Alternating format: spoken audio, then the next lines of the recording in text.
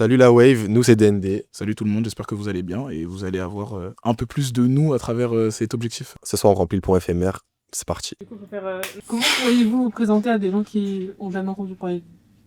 Bah DND c'est un groupe qui est axé rap à la base, mais qui se limite pas de ses influences, qui a à cœur de partager des émotions fortes avec son public, et en gros on raconte nos vies. Il a parlé comme un politicien, mais en gros c'est ça. On raconte ce qu'on vit au quotidien, avec ce que nos proches aussi vivent, et on essaye de le retranscrire en musique de la meilleure des façons, en tout cas à la façon qui est la nôtre. Voilà. Et comment le groupe s'est formé? Le groupe il s'est formé comment? Alors, c'est une petite histoire. Donc nous on se connaît depuis le collège, et on était dans la même classe en 6e. En 5e, on a dû faire un petit voyage scolaire en Angleterre, dans un groupe WhatsApp avec beaucoup de gens. On s'envoyait des clashs. D'ailleurs je t'ai éteint. Je suis pas sûr de ça, mais on vérifiera après. Mais non, on était dans un groupe, on s'envoyait des clashs et tout. Et le lendemain, du coup, on s'est mis à côté dans le car. On a acheté une toute petite enceinte bleue et on a écrit un son pendant la durée du trajet. Pas bien Il était vraiment pas très bien le son. Et du coup, après, quand on est revenu sur Paris, on a parlé et on a découvert qu'on écrivait chacun de notre côté. Et on s'est dit, bah vas-y, viens, on fait des sons ensemble. On a commencé à faire des freestyles et tout. Et il y a un mec fou qui est notre manager. Il est venu comme ça. Les mecs, vous êtes pas chaud, je deviens votre manager? Et on a dit oui. Et donc, c'est ça à peu près l'histoire de DND. En gros, c'est ça, c'est 3 amis d'enfance qui font leur petit bout de chemin dans la musique, et voilà. Ça se passe plutôt bien pour le moment. Pour l'instant, c'est magnifique. Et le son que vous avez fait dans le car, vous pouvez l'écouter encore? Il existe Mais je sais même pas, il est où? Moi je sais pas où Mais il je crois qu'on est. l'a pas record. Non, parce qu'en fait, si en gros on la record comment, en fait, tu sais, j'ai mis le dictaphone, t'avais mis la prod sur ton téléphone et on avait rappé dessus. Mais je crois qu'il a mis les doigts dans un ancien téléphone. C'est un Lost Files, mais vraiment Lost. Ça signifie quoi, DND? Alors ça c'est la grande question, malheureusement on va pas pouvoir vous répondre, parce qu'en fait ça avait une signification avant, mais on a décidé maintenant de garder le mystère, et voilà. Malheureusement on le dira à Bercy. Quand on aura rempli Bercy, on vous dira DND ça signifie quoi, donc dépêchez-vous en fait. Donc faites-nous percer, vous saurez ce que ça veut dire DND. Est-ce que vous avez commencé la musique en étant petit? C'était quoi Moi j'ai commencé par l'écriture, je sais que j'aimais bien écrire, et je sais pas si vous vous rappelez, mais sur la DS on pouvait s'enregistrer, et moi je prenais ma DS, et je rappais dessus, je sais pas ce que je disais, c'était pas bien, d'ailleurs j'ai plus aucune trace de ce truc. Moi je crois que j'ai Mais, mais c'est la même chose que lui. Moi juste, je crois avec mon petit frère, on s'était fait matrixer par Niska, et du coup j'ai retrouvé une vidéo genre où je filme mon petit frère avec ma 3DS, et il essaye de faire comme lui, mais il fait pas bien. Hein. Mais et du coup on se les tuait à ça, et ouais moi c'est écriture et tout, et j'essayais de faire comme les rappeurs que j'écoutais. Genre j'écoutais Leto, j'essayais de rapper comme lui, j'écoutais Niska, j'essayais de rapper comme lui, et après petit à petit j'ai dit mais en fait on peut écrire, on peut trouver des prods. Et je crois les premières prods sur lesquelles j'ai commencé à écrire, c'est les prods un peu Type Beat MHD, parce que j'étais matrixé à ce moment-là, et là j'ai commencé à écrire. Et je pense que c'est aussi pas mal mes cousines, parce que moi j'ai une famille très musicale, on écoute beaucoup de musique, et quand j'allais en grandes vacances chez mes cousines à Garges, et ben j'ai ma cousine, elle m'a fait découvrir Booba, AC Milan de Booba sur son téléphone, et je l'ai écouté, genre je crois que je suis resté 3 semaines là-bas, tous les jours je l'écoutais en boucle, et je crois que j'ai commencé à devenir fou, et c'est là où j'ai commencé à essayer d'écrire et tout. Je pense qu'aussi il faut rendre à César ce qui appartient à César, et je pense que avoir des familles qui comprennent l'art et qui nous ont permis de nous exprimer, c'est trop bien. Ça change tout, parce que quand tu grandis dans un environnement où on te laisse t'exprimer, on te laisse faire de l'art sans te brider, bah c'est fou. Donc, merci les darons, et merci c'est les ça, darons. papa, maman, si vous voyez ça, merci. Merci. Et c'est eux d'ailleurs, ils ont payé les premières séances studio. Ouais, je me rappelle. Hein. Donc c'est très important, la famille, une famille qui te pousse et qui te bride pas. Je pense que ça change tout, même dans ta manière, dans ta confiance en toi et ta manière d'aborder ton art avec sérénité. Je pense que ça joue beaucoup. Donc je pense que c'est important de le souligner aussi. Dans les textes aussi, ça nous permet aussi d'être un peu plus vulnérables, je pense aussi, pour pouvoir s'exprimer, parce que tu sais que les gens pour qui tu comptes vraiment, ils te soutiennent. Donc, et à partir de ce moment-là, t'as tout gagné pour moi. Exactement. Est-ce que vous avez déjà fait d'autres scènes avant, ou c'est notre première? Alors non, c'est pas notre première scène. On a donc la toute première grosse scène qu'on a fait, c'est du coup le Clac Radio Live à Radio France. On a interprété le morceau Drive featuring avec Sleeplight. Ensuite, dans la foulée, la même année, on a fait une petite salle de 50 personnes, le Rigoletto. L'année qui a suivi, on a fait l'Anti-Club. Ensuite, on a laissé 1 an histoire de préparer un projet. Et ensuite, on a fait la Boule Noire l'année dernière, 200 personnes, sold out, en 11 jours. Je tiens à le rappeler. Et cette année, nous voici au point éphémère, sold out, 2 mois plus tard. Très bien. Ce qui est cool, c'est que chaque année, il y a une progression. À chaque scène, on augmente un peu, que ce soit sur la capacité et sur ce qu'on propose. Ouais. Alors là, cette année, je pense que c'est notre plus grosse marche en termes de scénographie, parce que déjà, il y a un décor, il y a des musiciens, bon, il y en avait déjà avant, mais là, on a rajouté d'autres. Il y a des danseuses, il y a des cascadeurs, il y aura plein d'happenings, il y a une vidéoprojection. En fait, ce qu'on essaye aussi de faire, c'est pas augmenter la salle pour augmenter, c'est vraiment apporter plus à chaque fois. Ouais. Et là, je trouve qu'on s'est pas mal débrouillé quand même, parce que le show, il est vraiment bien, je sais pas comment faire la prochaine fois. En fait, c'est un show très ambitieux, du coup, je me demande quand on va faire la prochaine salle, qu'est-ce qu'on va proposer d'autre. Bon, déjà, on va voir comment ça se passe. Déjà, on va voir comment ça se passe ce soir, mais normalement, Mais ça va on bien se essaye passer. vraiment de passer un step, en fait, à chaque salle, parce que pour nous, c'est très important que notre public, il ait des choses différentes, mais qu'on garde quand même notre essence même, mais avec plein de nouvelles choses à chaque fois. En fait, ce qu'on essaie de faire, c'est que quand tu viens à un concert de DND, t'as envie de voir le suivant. Parce que tu sais que ce sera différent, ce sera encore mieux. Exactement. Voilà. Donc venez. Et ça a été quoi le processus pour arriver jusqu'au point éphémère? Parce que, pourquoi le point éphémère? La dernière fois, vous parliez de recherche de salles, etc. Bah, en fait, c'est tout simple. On cherchait une salle avec un peu plus de capacité. Petit à petit, on a regardé un peu les autres salles qu'il y avait. Et puis, on a vu pour éphémère, 300 personnes. Voilà, c'est réaliste de le remplir. On peut le faire. On a les moyens pour. Et puis, on a regardé aussi l'agencement pour voir si on pouvait projeter des choses. L'acoustique, comment elle était. On s'est pas mal renseigné sur les caractéristiques de la salle. Et on s'est dit, ouais, en vrai, ça nous correspond. En plus, c'est pas trop loin. C'est accessible pour que, en fait, on essaye vraiment que tout le monde puisse venir. Donc, Exactement. ça arrangeait un peu tout le monde. Et voilà, quoi. Je sais pas si t'as. Bah, je suis sur ça. C'est vrai que nous, la salle, c'est quelque chose qui est important pour nous parce qu'on a besoin que le public soit à l'aise, puisse correctement voir le show et que nous aussi, on puisse du coup réaliser petit à petit des choses un peu plus grandes. Et puis après, bon, je pense que vous le savez, hein, c'est aussi un budget de louer des salles dans Paris. Donc, on a dû aussi faire avec notre économie, hein, qui est la nôtre. Et franchement, le point éphémère, il a réussi à combiner tous les éléments dont on avait besoin. Donc, nous voici.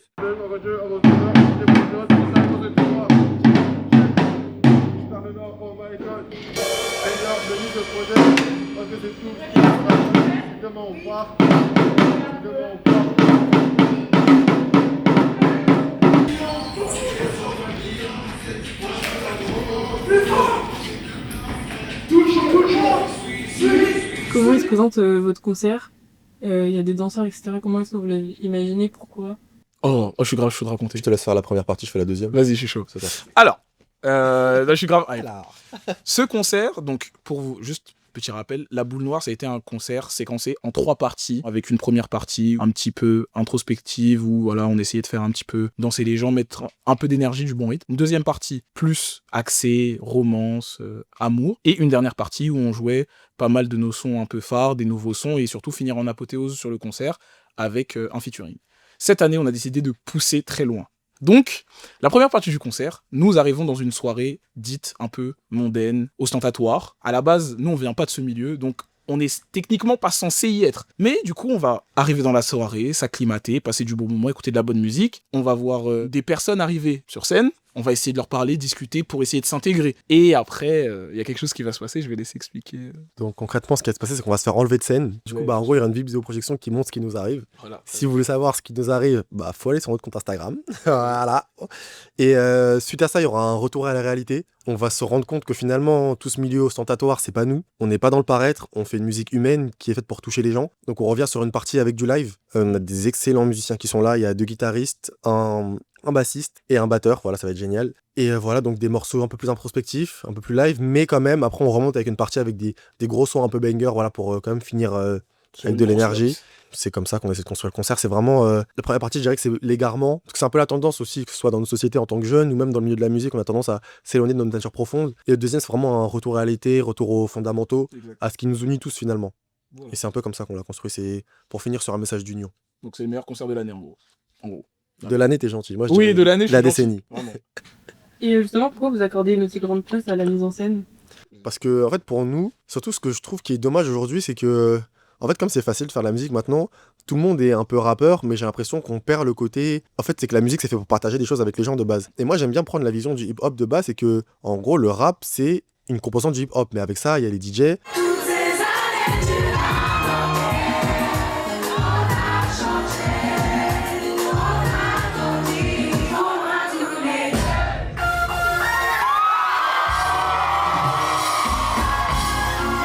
Il y a les danseurs.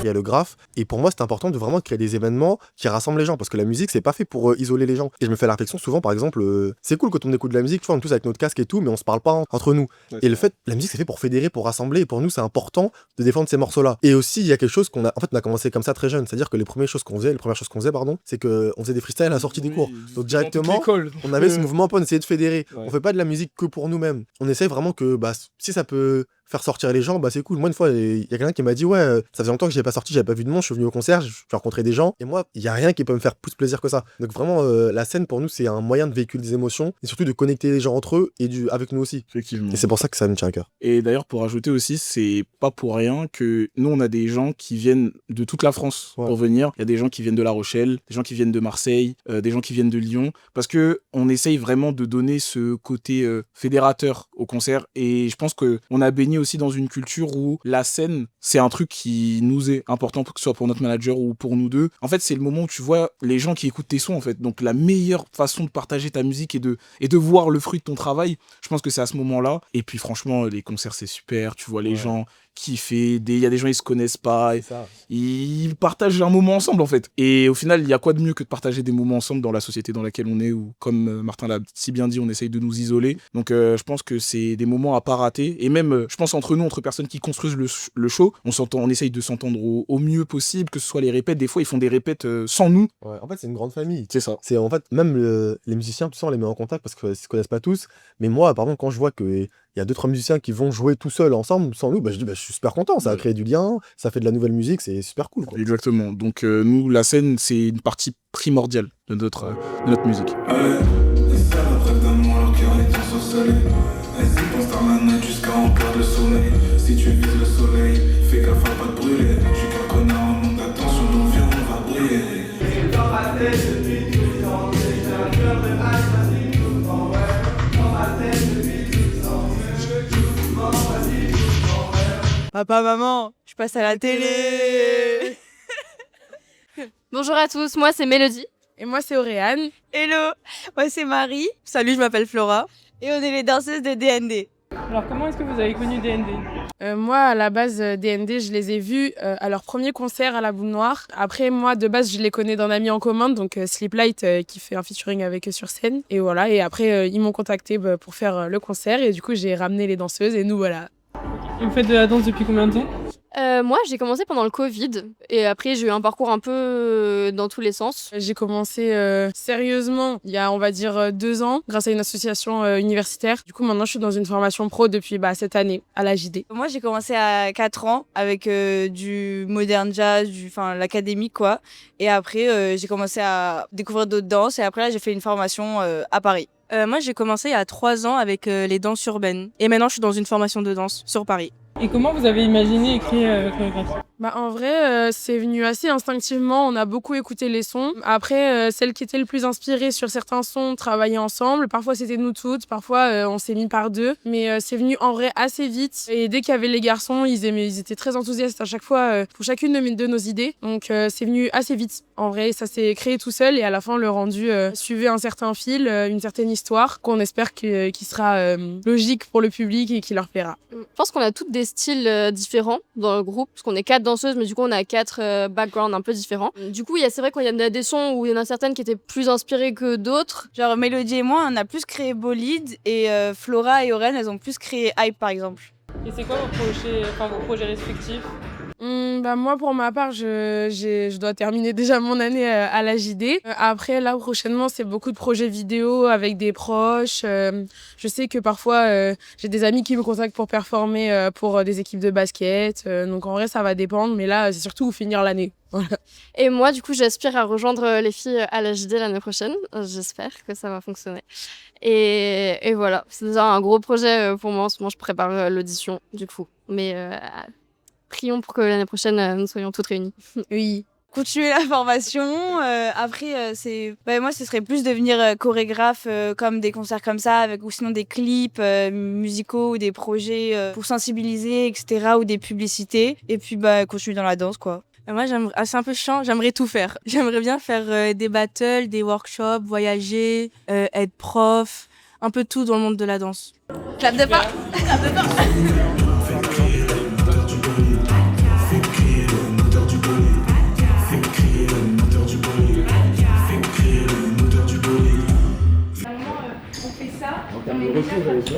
Donc du coup, il va falloir que je m'adapte à l'écrit, quoi. Ok. Sinon, on va être sur place. Ouais. Mais ouais, du coup, cette ligne-là, il faut pas la. C'est mieux là, du coup? Oui, quand ça, c'est tout au milieu, c'est mieux. Tu me cries pas dessus, s'il te plaît. Elle fait ce qu'elle peut, la peau. Vas-y, go girl. Allez, fille, on lance le gueule. Allez, fille. Vous parliez des musiciens et comment vous trouvez les personnes avec qui vous travaillez C'est un peu au hasard, c'est un peu sur les réseaux. Moi, il y a Nathalie, une guitariste qui était dans ma classe. Au début de l'année, je lui ai dit, ouais, je fais du son. Et elle m'a dit, elle fait de la guitare. Je lui ai dit, bah, viens. Et puis après, comme ça, de fil en aiguille, elle a ramené le bassiste qu'elle connaissait de base. L'autre guitariste et le batteur, c'est sur les réseaux. Donc c'est un peu au hasard, un peu en recherche. On regarde un peu- le contenu qu'ils proposent. Ouais, Si c'est ça. ça nous parle et ça nous touche, on les contacte et ils sont chauds. Et c'est pareil pour les featuring. Hein. Les featuring, Sleeplight, on le connaît parce que c'est la famille, parce que c'est son cousin, donc voilà. Mais que ce soit pour Last, on l'a croisé dans une séance studio, on allait voir des producteurs, on l'a croisé, on s'est bien entendu, voilà. Nagia, on l'a vu sur les réseaux. Et bon, une artiste qui est pas là, mais avec qui on a fait un featuring qui s'appelle Lina, elle aussi, on l'a croisée sur les réseaux. Et voilà, hein, nous, on fonctionne vraiment, c'est surtout vraiment à la fibre artistique. Ouais. Ou alors, si jamais on croise des personnes en studio ou quoi et qu'on s'entend bien, nous, on n'hésite pas, on n'a pas de problème avec ça. Et surtout, ce qu'on aime bien faire, c'est quand on travaille avec quelqu'un, que ce soit peu importe sur un clip, pour mixer, pour venir sur scène, pour un musicien, on aime bien laisser carte blanche aux gens. C'est-à-dire que, ok, on arrive, on répète, donne toutes les idées que t'as, on gardera pas forcément tout, parce que comme nous, on garde pas toutes nos idées, mais on aime bien que chacun puisse s'exprimer librement pour que le concert il ressemble à tout le monde à la fin.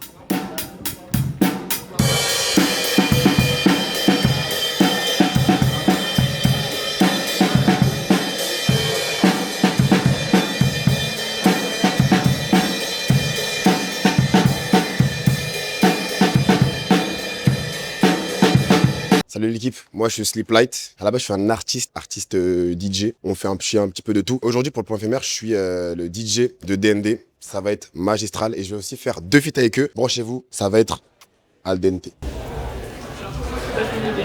DND de base, DND Ichi, c'est mon zinc. C'est mon cousin, voilà, c'est mon cousin. Et du coup, Calvo, c'est son poteau. Et je le connais depuis que j'ai 2 piges, voilà. Il a commencé à rapper, il voulait pas me montrer. Je lui ai dit, vas-y, montre, il voulait pas me montrer. Et j'ai découvert qu'il rappait sur YouTube, voilà. Il m'a tout caché. On a fait un premier feat ensemble qui s'appelle Drive, on a fait Drive en tout premier. Et on a capté que c'était puissant. Du coup, on a fait Radio France ensemble. Pour moi, c'est l'une des scènes les plus mythiques qu'on ait fait ensemble. Parce que c'était génial. Et voilà, le début de notre histoire, c'était ça.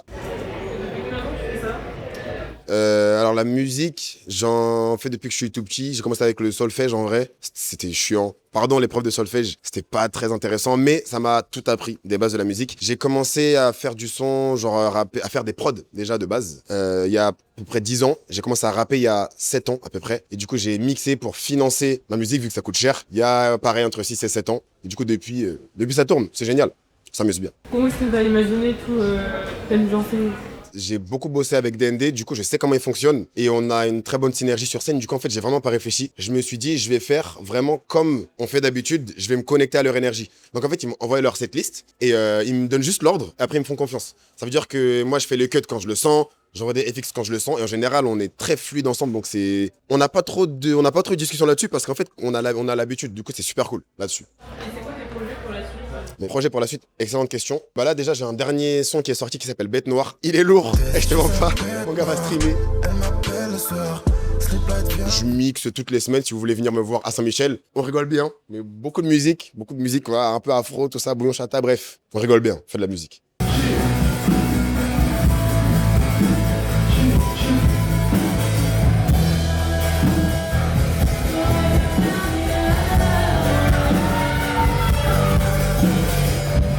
Je veux pas rester longtemps que quelqu'un m'emmène. Peut-être que là-haut je pourrais vous faire mieux.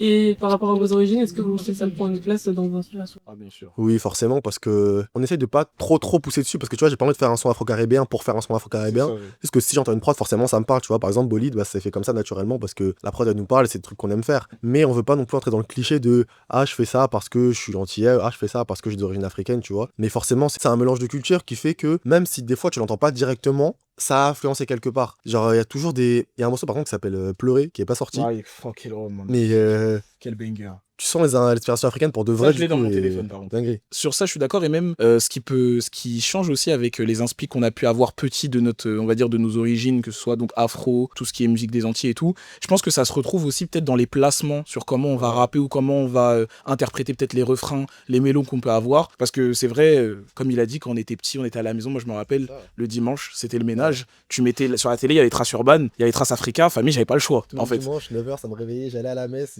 Je crois de 9h du matin jusqu'à 15h.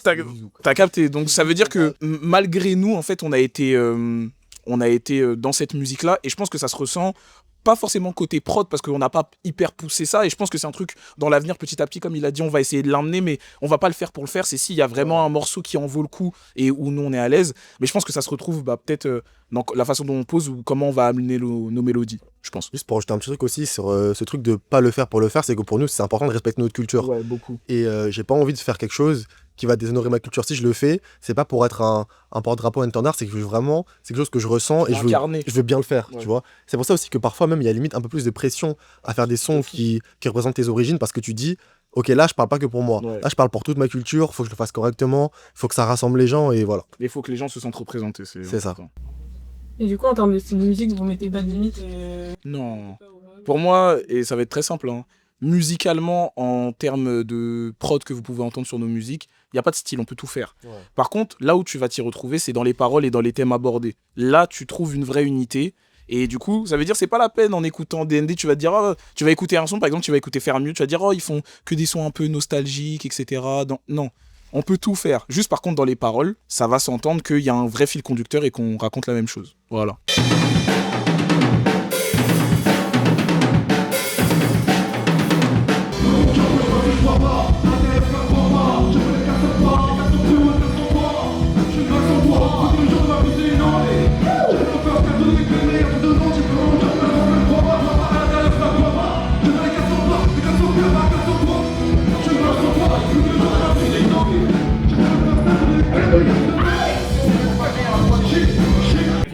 Kiffé.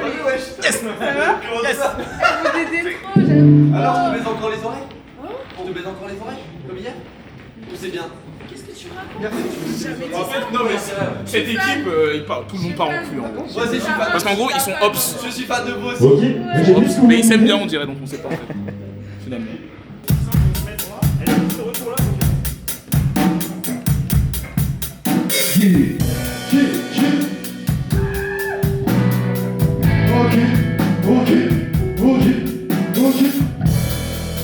Et du coup, dans vos EP et tout, il y a toujours une histoire de vie de producteur. Ouais, on essaye de faire toujours une petite histoire déjà dans l'agencement des sons, au niveau des sonorités, et surtout et on essaie vraiment de raconter un truc différent à chaque fois.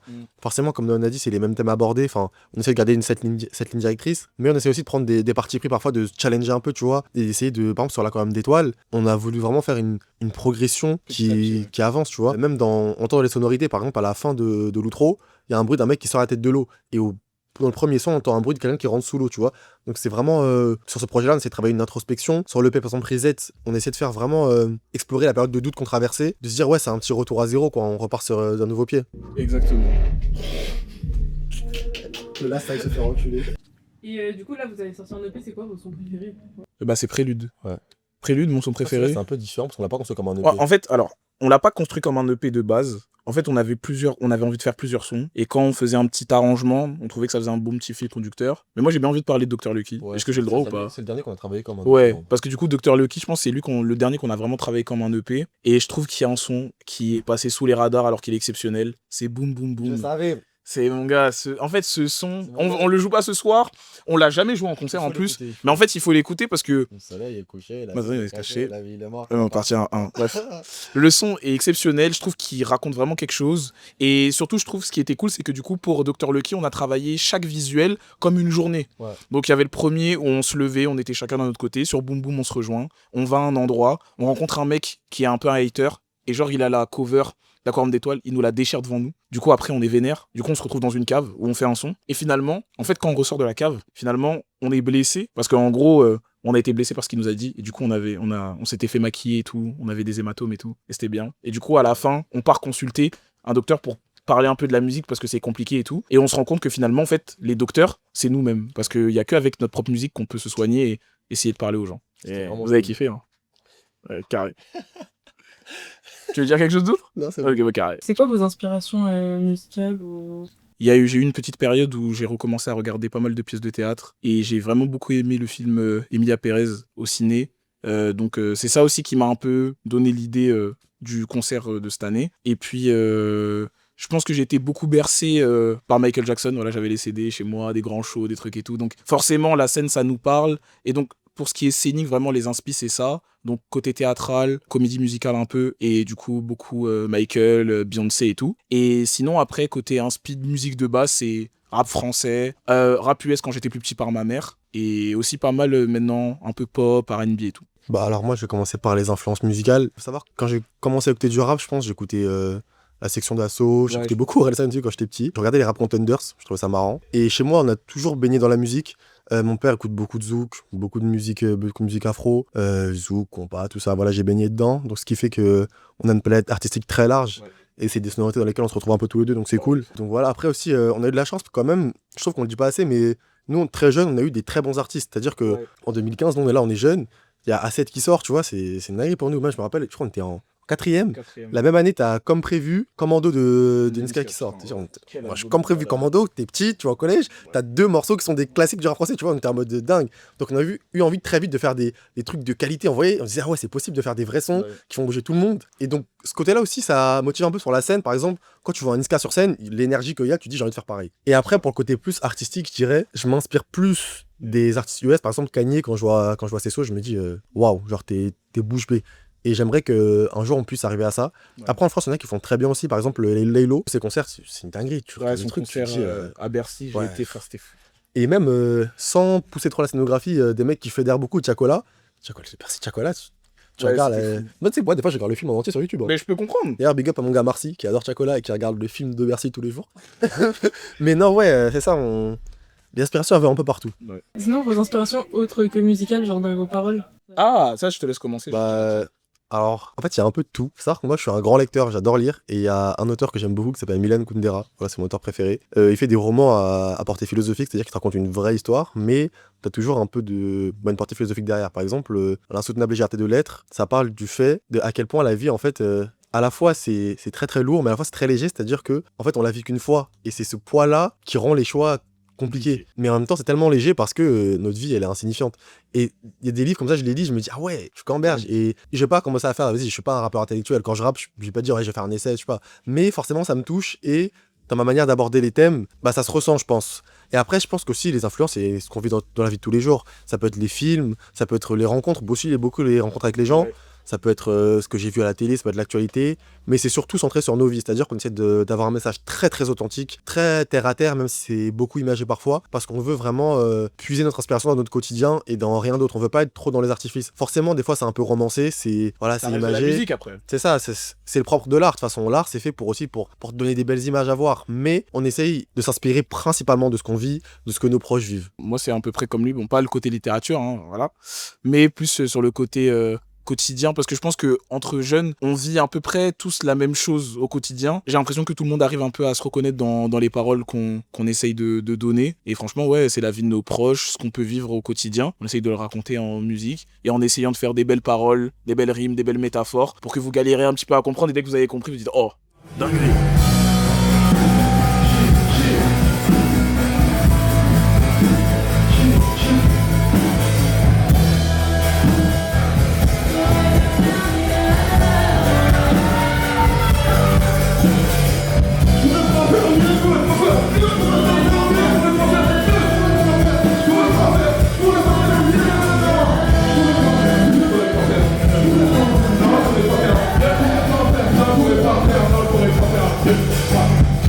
Salut tout le monde, moi c'est Noah et je suis cascadeur pour DND.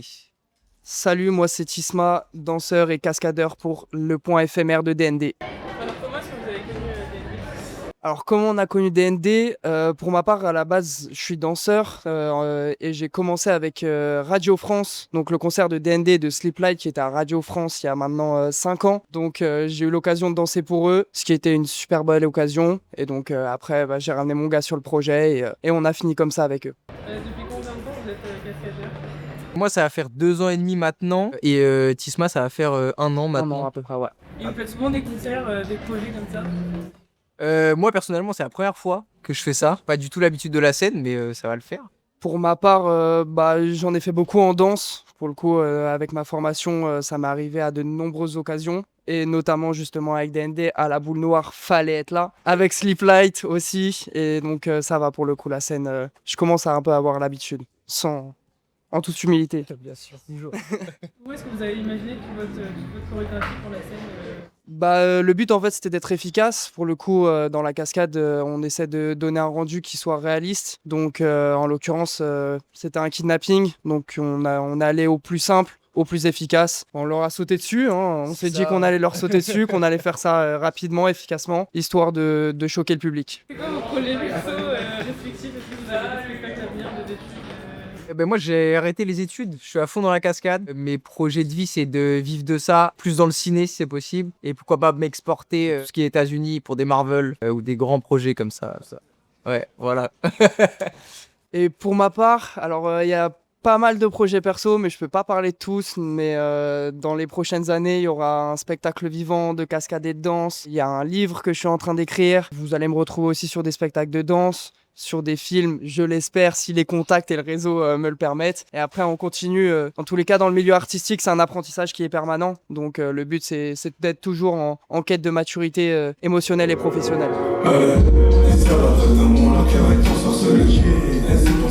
Jusqu'à en perdre le soleil. Si tu vises le soleil, fais gaffe à pas brûler. Je suis qu'un connard, on manque d'attention, donc viens, on va briller. Je suis tout seul dans la neige si je ride solo.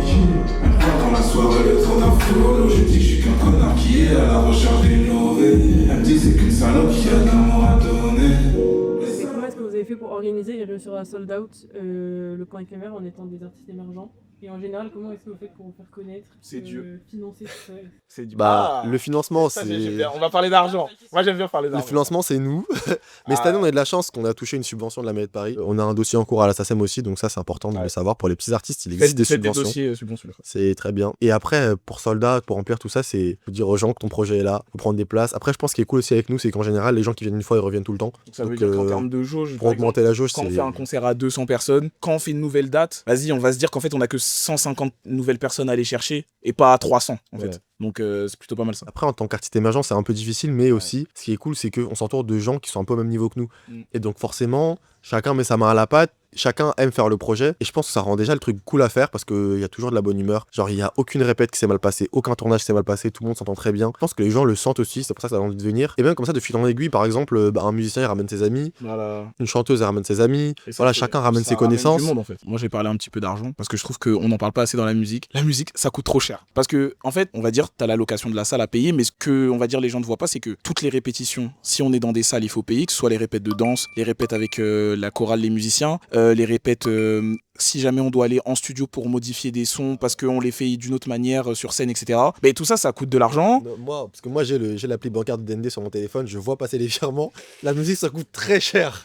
Donc, et ensuite, nous, faut savoir qu'on injecte notre propre argent. Voilà, j'ai commencé l'alternance parce qu'il fallait payer le studio, en fait. Et c'était pas de mon plein gré. Donc voilà, t'as aussi toutes les tenues. Parce que bon, nous, on abuse un peu, mais on aime bien être bien habillé pour les concerts. Donc ça veut dire faut aller acheter une veste, acheter une paire, acheter un pantalon. Tout ça, ça coûte de l'argent. La musique, ça coûte cher. Si vous voulez vraiment, faut avoir les moyens de ses ambitions. Donc nous, on se la donne. Après, on peut faire des trucs très bien et des fois sans forcément avoir de grands budgets. Mais dès qu'on essaye de faire des trucs un peu poussés où on a des grandes idées, ça coûte tout de suite vite des sous. Donc pour tous les artistes qui ont envie de se lancer et qui veulent être à fond dans le projet, moi je vous dis d'y aller, mais allez-y avec un porte-monnaie, c'est mieux.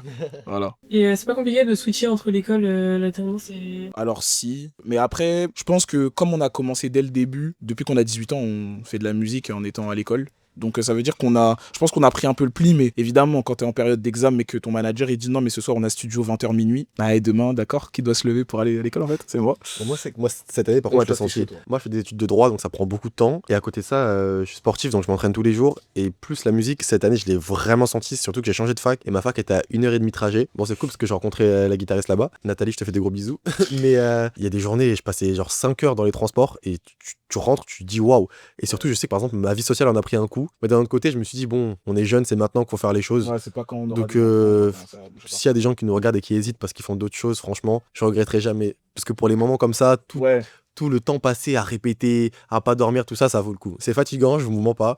Surtout si on va faire plusieurs choses en même temps, mais c'est possible. De toute façon, vous le verrez ce soir, ça va très très bien se passer. Effectivement. Alors, merci de nous avoir écoutés. C'était DND, donc je redis, moi c'est Nohan. Martin. Nous, ça nous a fait hyper plaisir, l'équipe de la Wave, ils sont top. Viens, on fait merci la Wave. Après, non, c'est gênant. Non, juste faire un clap. Mais si, mais je peux savoir sous Mais après, ta femme. Qui, Maï? C'est la copine. Mais elle était là les Je ne l'ai jamais Bah, tu vas la voir aujourd'hui. Mais si tu l'as vu. Si tu l'as vu. Je l'ai là. Mais même dans mes stories. Ah, mais attends, je me demandais, c'est pas une légende, je te jure que c'est pas. Yo, je m'appelle Last, je suis artiste R&B et aujourd'hui je fais la première partie de DND. Alors, comment est-ce que t'as connu DND? Alors avec DND, on s'est rencontrés au studio. En fait, c'est un ami d'un ami. Par pur hasard, en fait, j'étais là et ils étaient en train de préparer un de leurs singles. Par curiosité, ils m'ont demandé de leur faire écouter un titre. Je leur ai fait écouter un titre, puis 2, puis 3. Et ils se sont dit, ok, on te veut pour notre première partie. Vous avez combien de temps que tu fais ça, la musique, la scène, etc. J'ai commencé la musique à peu près il y a 8 ans au collège. Là, faire des scènes, etc., on va dire ça va faire à peu près 2 ans. C'est la 2e année à peu près où je suis vraiment... je fais des scènes, je rencontre du monde. Donc c'est vraiment cool. Je rencontre d'autres artistes et je prends énormément de plaisir. Et comment est-ce que tu as créé, imaginé la première partie du coup Alors pour la première partie, déjà je voulais prendre un maximum de plaisir et les gars ont eu énormément confiance en moi et m'ont dit écoute, on veut te laisser un set complet. Fais ce que tu veux, t'as le temps que tu veux, t'as jusqu'à 40 minutes à peu près de show. Donc j'ai un vrai show en fait avant leur show. Ils me font 100% confiance et je me suis dit je suis obligé de respecter ça et je vais en profiter pour inviter des artistes que je trouve très talentueux, émergents et dans le style du R&B parce que il y a pas beaucoup d'artistes R&B qui sont mis en avant et je trouve que c'était intéressant. Je sais qu'ils sont un peu la passerelle entre le rap, R&B, ils touchent un peu à ces inspirations-là. Donc je trouvais intéressant de ramener d'autres artistes. Donc il y a plein de surprises et ça va être un show assez complet, assez unique. Justement, toi, c'est quoi tes inspirations musicales alors? En inspiration musicale, je suis très inspiré Brent Faiyaz, Party Next Door, tous les mecs R&B des années 2000, 2010. On va dire aussi les artistes féminines, hein, Alia, Alicia Keys, enfin... Il y a tellement de noms, Rihanna, j'ai trop de noms. Donc beaucoup d'inspiration, Michael Jackson, comme beaucoup de gens. Dans le rap aussi, j'ai pas mal d'inspi, donc non, le but c'est de toucher un peu à tout. Et toi, c'est quoi tes projets perso pour la suite? Alors du coup, dans les projets perso, là je suis en train de bosser du coup sur le projet. C'est un album en featuring avec plein d'artistes émergents qui font du R&B. Il n'est pas encore prêt, mais pratiquement, donc on avance sur ça et vous aurez plus de détails tout à l'heure sur le projet. Et voilà, et aussi j'ai une scène le 6 juin. Il faut venir sur mes réseaux, vous saurez. Merci de m'avoir écouté. C'était Last avec la Wave. Et gros bisous à tout le monde et profitez bien du show. Ciao!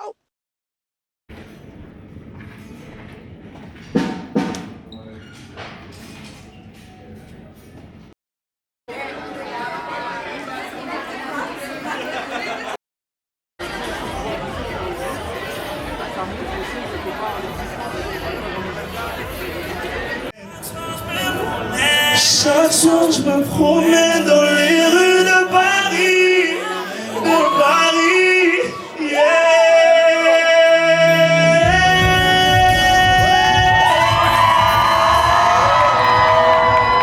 Je sais que je suis doué, mais j'en ai douillé. Toutes ces années à triper pour un billet. C'est pas pour autant que j'ai sauvé de prier.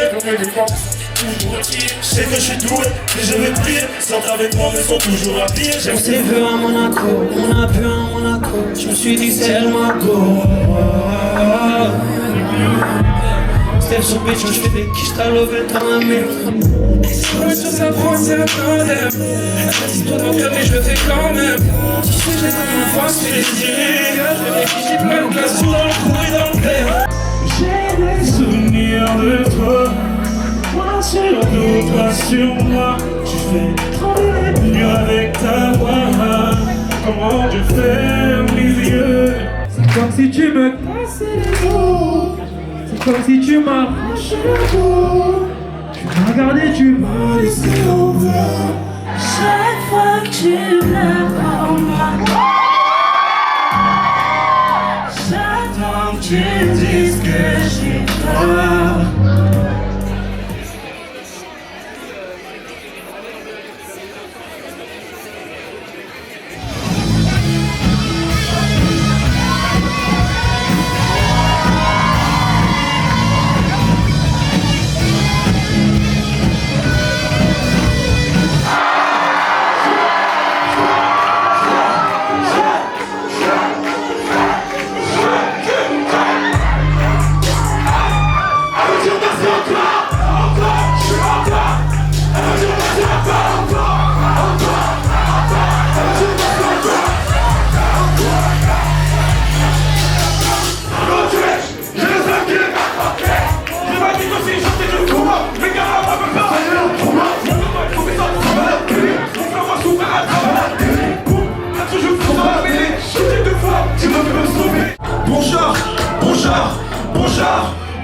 Tout le monde, bon char,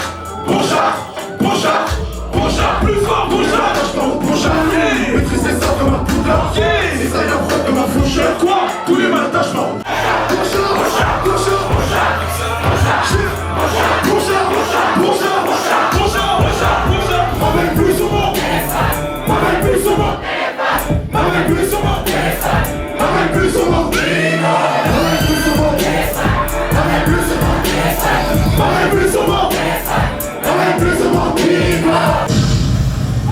Elle sort une cigarette, donc j'allume son briquet.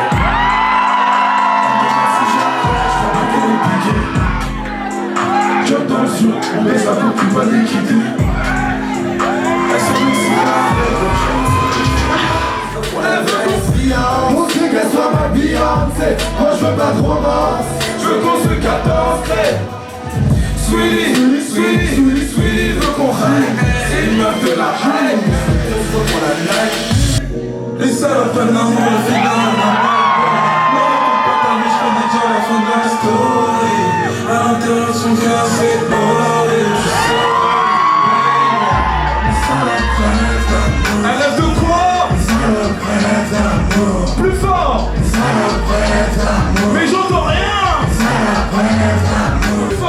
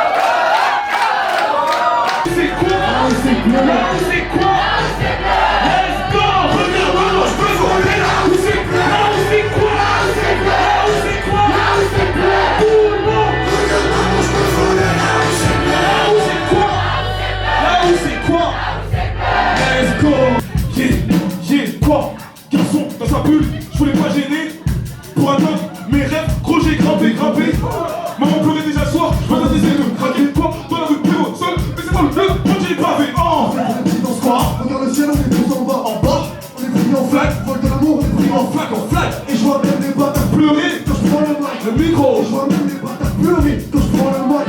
Maman, ton fils grandit, ouais, ton fils grandit, ne l'a jamais, n'est pas ce que tu m'as dit, pas au direct, le gosse faire du son, c'est la vie, j'ai le cœur plus chabille, quand je vous revois sur les bords. Maman, ton fils grandit, ouais, ton fils grandit, ne l'a jamais, n'est pas ce que tu m'as dit.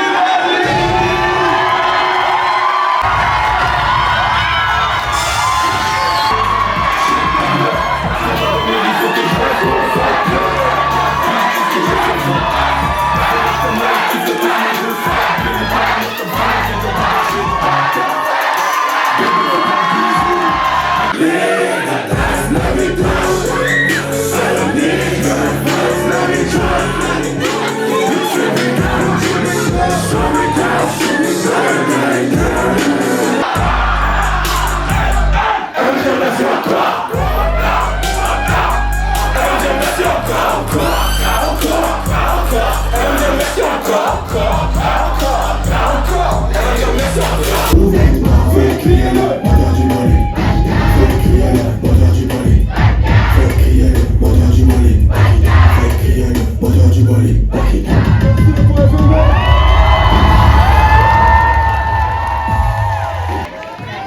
Faites du bruit pour eux, s'il vous plaît.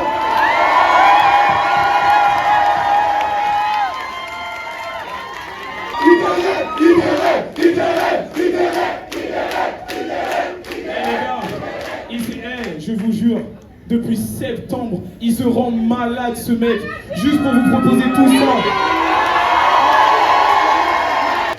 Et surtout le point éphémère, faites du bruit pour vous. Faites du bruit, faites du bruit. Et aussi, je vais vouloir qu'on applaudisse énormément toutes les personnes qui gèrent le point éphémère, nous avoir accueillis aujourd'hui, pour les techniciens, les lights, le son. Applaudissements tonnerre. Moi je veux dire aussi merci les gars, Alexandre, Noah, ils viennent le lead les frères. Wow. Là, les frères. C'est vrai que c'est un peu crazy. Gros, ils sont malades les frères. Et gros, ça fait 2 années ils sont là, ça me donne envie de pleurer. Après j'ai pleuré, en sortant ce je suis pleuré, j'étais vraiment perdre la sauce, j'ai fait un câlin. Oh ça c'est beau ça. Vous rendez pas putain. Voilà, ils Regarde, 10 minutes là. T'as déjà pleuré au Flora, t'as dead, Mago. T'as dead. Qu'est-ce qui se passe? C'est vrai que j'ai eu aucune idée. Qu'est-ce que t'as fait? C'est passé Il y a du jaune. C'est qui? J'ai pas mes mots, arrête. Ah non, c'est la veste. Alors, vous avez pas menti. Mon gars, c'est dingue. Ouais, là, c'est. Elle pleure. Là, c'est fou. Martin, tu pleures? Daisy! Daisy! Ah, mon frère! Mon frère! Mon frère! Ils sont là, frère.